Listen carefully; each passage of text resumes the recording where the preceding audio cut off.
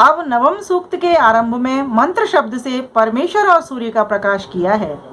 ओम इंद्रे हिमस्यंधसो विश्वे सोम पर्ववे महाम अविष्टिरोजसा। इस मंत्र में श्लेष और लुप्तोपमा अलंकार हैं। जैसे ईश्वर इस संसार के परमाणु परमाणु में व्याप्त होकर सबकी रक्षा निरंतर करता है, वैसे ही सूर्य भी सब लोकों से बड़ा होने से अपने सम्मुख हुए पदार्थों को आकर्षण व प्रकाश करके अच्छे प्रकार स्थापन करता है। शिल्प विद्या के उत्तम साधन जल और अग्नि का वर्णन अब अगले मंत्र में किया गया है। ओम एमेनं सृजता सुते मंदिमिंद्राय मंदिने चक्रिम विश्वानि चक्रये। विद्वानों को उचित है कि इस संसार में पृथ्वी से लेके ईश्वर पर्यंत पदार्थों के विशेष ज्ञान उत्तम शिल्प विद्या से सब मनुष्यों को उत्तम उत्तम क्रिया सिखाकर सब सुखों का प्रकाश करना चाहिए। अगले मंत्र में इंद्र शब्द से परमेश्वर का प्रकाश किया है। ओम स्वाशु क्षिप्रमंदिवे स्तोमेभिर्विश्वचर्षणे सचैषु सवनेश्वा। जिसने संसार के प्रकाश करने वाले सूर्य को उत्पन्न किया है, उसकी स्तुति करने में जो श्रेष्ठ पुरुष एकाग्रचित्त है अथवा सबको देखने वाले परमेश्वर को जानकर सब प्रकार से धार्मिक और पुरुषार्थी होकर सब ऐश्वर्य को उत्पन्न और उसकी रक्षा करने में मिलकर रहते हैं, वे ही सब सुखों को प्राप्त होने के योग्य व औरों को भी उत्तम उत्तम सुखों के देने वाले हो सकते हैं। ओम असग्रमिंद्र ते गिरः प्रतित्वामुदहासत अजोषा वृषभं पतिम। जिस ईश्वर ने प्रकाश किए हुए वेदों से जाने अपने अपने स्वभाव गुण कर्म प्रकट किए हैं, वैसे ही वे सब लोगों को जानने योग्य हैं, क्योंकि ईश्वर के सत्य स्वभाव के साथ अनंत गुण और कर्म हैं। उनको हम अल्पज्ञ लोग अपने सामर्थ्य से जानने को समर्थ नहीं हो सकते, तथा जैसे हम लोग अपने अपने स्वभाव गुण और कर्मों को जानते हैं, वैसे औरों को उनका यथावत जानना कठिन होता है। इस प्रकार सब विद्वान मनुष्यों को वेदवाणी के बिना ईश्वर आदि पदार्थों को यथावत जानना कठिन होता है। इसलिए प्रयत्न से वेदों को जान के उनके द्वारा सब पदार्थों से उपकार लेना तथा उसी ईश्वर को अपना इष्टदेव और पालन करने हारा मानना चाहिए। अब ईश्वर की उपासना से क्या लाभ होता है, सो अगले मंत्र में प्रकाश किया है। ओम सचोदय चित्रमर्वाग्राद इंद्रवरेण्यम असदित्ते विभु प्रभु। मनुष्यों को ईश्वर के अनुग्रह और अपने पुरुषार्थ से आत्मा और शरीर के सुख के लिए विद्या और ऐश्वर्य की प्राप्ति व उनकी रक्षा और उन्नति तथा सत्य मार्ग व उत्तम दान आदि धर्म अच्छी प्रकार से सदैव सेवन करना चाहिए, जिससे दारिद्र्य और आलस्य से उत्पन्न होने वाले दुखों का नाश होकर अच्छे अच्छे भोग करने योग्य पदार्थों की वृद्धि होती रहे। यह 17वां वर्ग समाप्त हुआ। अंतर्यामी ईश्वर हम लोगों को कैसे कैसे कामों में प्रेरणा करे, इस विषय का अगले मंत्र में प्रकाश किया गया है। ओम अस्मांसु तत्र चोदयेन्द्र रायेरभस्वत तो विद्युम्न यशस्वतः। सब मनुष्यों को उचित है कि सृष्टि में परमेश्वर की आज्ञा के अनुकूल वर्तमान तथा पुरुषार्थी और यशस्वी होकर विद्या तथा राज्य लक्ष्मी की प्राप्ति के लिए सदैव उपाय करें। इसी से उक्त गुण वाले पुरुष को ही लक्ष्मी से सब प्रकार का सुख मिलता है, क्योंकि ईश्वर ने पुरुषार्थी सज्जनों के लिए ही सब सुख रचे हैं। फिर भी उक्त धन कैसा है, इस विषय का अगले मंत्र में प्रकाश किया है।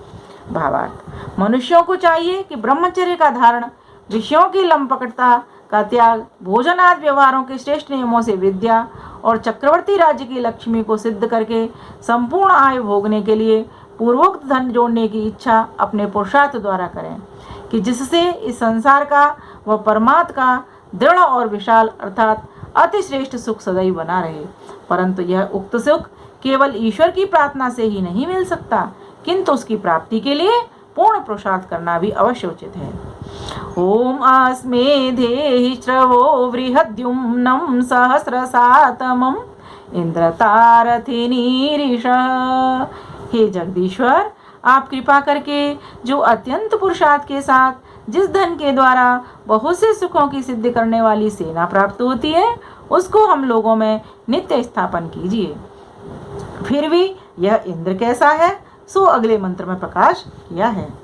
ओम वसोरिंद्रम वसुपतिम गीर्भिगृणंतरिग्मियम ओम अगंतारमूतये। सब मनुष्यों को उचित है कि जो ऐश्वर्य के निमित्त संसार का स्वामी सर्वत्र व्यापक इंद्र परमेश्वर है, उसकी प्रार्थना और ईश्वर के न्याय आदि गुणों की प्रशंसा पुरुषार्थ के साथ सब प्रकार से अतिश्रेष्ठ विद्या, राज्य, लक्ष्मी आदि पदार्थों को प्राप्त होकर उनकी उन्नति और रक्षा सदैव किया करें। किस प्रयोजन के लिए परमेश्वर की प्रार्थना करनी चाहिए, सो अगले मंत्र में प्रकाश किया है।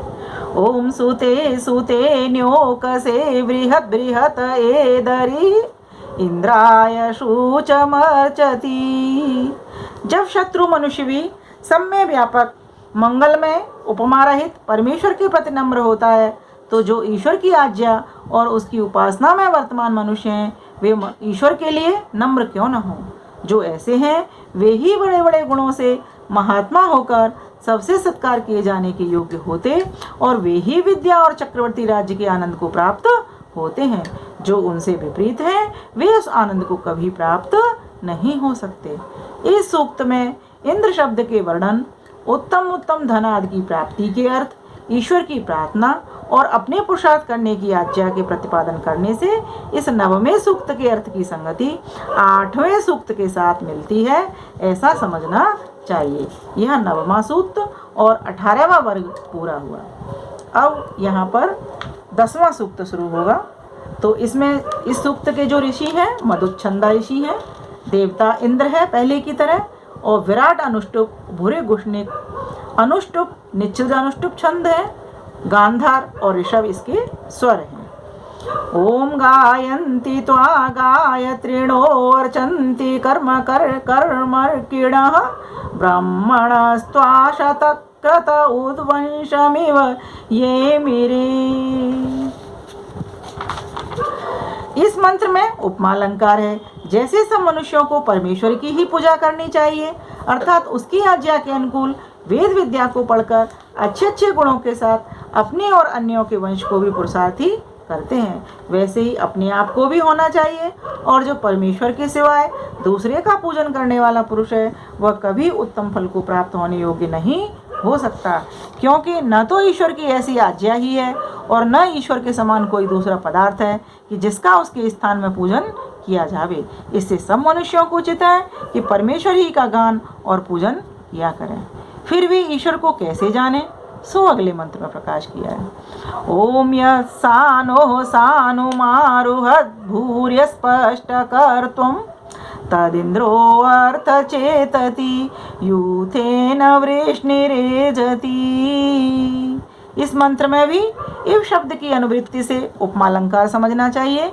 जैसे सूर्य अपने सम्मुख के पदार्थों को वायु के साथ बारंबार क्रम से अच्छी प्रकार आक्रमण, आकर्षण और प्रकाश करके सब पृथ्वी लोकों को घुमाता है, वैसे ही जो मनुष्य विद्या से करने योग्य अनेक कर्मों को सिद्ध करने के लिए प्रवृत्त होता है, वही अनेक क्रियाओं से सब कार्यों के करने को समर्थ हो सकता तथा ईश्वर की सृष्टि में अनेक सुखों को प्राप्त होता, और उसी मनुष्य को ईश्वर भी अपनी कृपा दृष्टि से देखता है, आलसी को नहीं। अगले मंत्र में इंद्र शब्द से ईश्वर और सूर्य लोक का प्रकाश किया है। ओम युक्षाहि केशिना हरि वृषणा कच्छप्रा अथान इंद्र सोमपा गिरामुपश्रुतिम चर। इस मंत्र में लुप्तोपमा अलंकार है। सब मनुष्यों को सब विद्या पढ़ने के पीछे उत्तम क्रियाओं की कुशलता में प्रवृत्त होना चाहिए। जैसे सूर्य का उत्तम प्रकाश संसार में वर्तमान है, वैसे ही ईश्वर के गुण और विद्या के प्रकाश का सम्य उपयोग करना चाहिए। मनुष्यों को परमेश्वर से क्या क्या मांगना चाहिए, सो अगले मंत्र में प्रकाश किया है। ओम एहि स्तोमाम अभिस्वरा विगृणीयारुव ब्रह्मचनो वसो सचेन्द्र यजम च वर्धय। इस मंत्र में लुप्तोपमा अलंकार है। जो पुरुष वेद विद्या व सत्य के संयोग से परमेश्वर की स्तुति, प्रार्थना और उपासना करते हैं, उनके हृदय में ईश्वर अंतर्यामी रूप से वेद मंत्रों के अर्थों को यथावत प्रकाश करके निरंतर उनके लिए सुख का प्रकाश करता है। इससे उन पुरुषों में विद्या और पुरुषार्थ कभी नष्ट नहीं होते। फिर भी ईश्वर किस प्रकार का है? ओम उक्तमिंद्राय शंशं वर्धनं पुरुनिश्रिधे शक्रो यथा सुते शृणु रारणत सख्येषु च। इस मंत्र में उपमालंकार है। इस संसार में जो शोभा युक्त रचना, प्रशंसा और धन्यवाद है, वे सब परमेश्वर ही की अनंत शक्ति का प्रकाश करते हैं। क्योंकि जैसे सिद्ध किए हुए पदार्थों में प्रशंसा युक्त रचना के अनेक गुण उन पदार्थों के रचने वाले की ही प्रशंसा के हेतु हैं, वैसे ही परमेश्वर की प्रशंसा जानने व प्रार्थना के लिए हैं। इस कारण जो पदार्थ हम ईश्वर से प्रार्थना के साथ चाहते हैं, सो हमारे अत्यंत पुरुषार्थ के द्वारा ही प्राप्त होने योग्य हैं, केवल प्रार्थना मात्र से नहीं। किस किस पदार्थ की प्राप्ति के लिए ईश्वर की प्रार्थना करनी चाहिए, सो अगले मंत्र में प्रकाश किया है। ओम तमित्सकित्व ईमहे तम राये तम सुवीर्ये सशक्र उत न शकदिन्द्रो वसुदयमानः। सब मनुष्यों को उचित है कि सब सुख और शुभ गुणों की प्राप्ति के लिए परमेश्वर ही की प्रार्थना करें, क्योंकि वह अद्वितीय, सर्वमित्र, परम ऐश्वर्य वाला, अनंत शक्तिमान ही उक्त पदार्थों के देने में समर्थ है।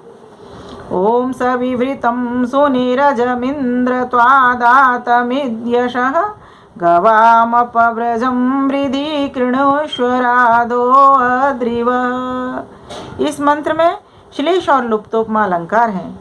हे परमेश्वर, जैसे आपने सूर्यादि जगत को उत्पन्न करके अपना यश और संसार का सब सुख प्रसिद्ध किया है, वैसे ही आपकी कृपा से हम लोग भी अपने मन तथा इंद्रियों को शुद्धि के साथ विद्या और धर्म के प्रकाश से युक्त तथा सुखपूर्वक सिद्ध और अपनी कीर्ति, विद्याधन और चक्रवर्ती राज्य का प्रकाश करके सब मनुष्यों को निरंतर आनंदित और कीर्तिमान करें। फिर अगले मंत्रों में ईश्वर का प्रकाश किया है। ओम नहि त्वारोदसी उभे ऋघायमाणमिन्वतः चेषः स्वर्वतीरपसंगा अस्मभ्यं धूनिः। जब कोई पूछे कि ईश्वर कितना बड़ा है, तो उसका उत्तर यह है कि जिसको सब आकाश आदि बड़े बड़े पदार्थ भी घेरे में नहीं ला सकते, क्योंकि वह अनंत है। इससे सब मनुष्यों को उचित है कि उसी परमात्मा का सेवन, उत्तम उत्तम कर्म करने और श्रेष्ठ पदार्थों की प्राप्ति के लिए उसी की प्रार्थना करते रहें।